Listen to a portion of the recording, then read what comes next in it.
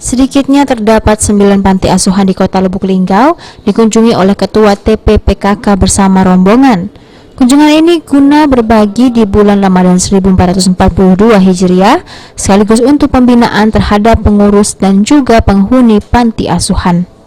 Salah satunya panti asuhan Siti Khadijah yang ada di Kelurahan Bandung Kiri, Kecamatan Lubuk Linggau Barat 2. Menurut Ketua TPPKK Lubuk Linggau Yeti Oktarina Prana, bangunan yang diberikan setiap panti asuhan berbeda-beda, disesuaikan dengan kebutuhan masing-masing.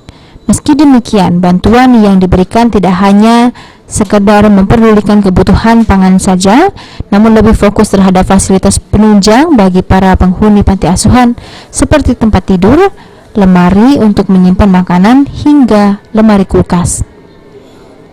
Karena memang sebetulnya keinginan kita itu adalah meningkatkan standar hidup anak-anak panti kita.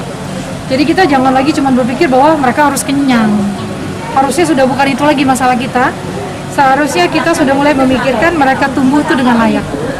Ya, fasilitasnya cukup, mereka tumbuh dalam lingkungan yang sehat.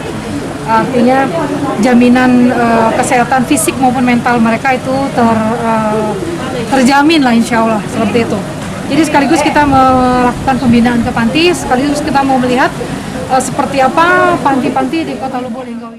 Selain itu, kunjungan ke panti asuhan untuk melakukan pembinaan dan melihat langsung kondisi panti asuhan di Kota Lubuk Linggau.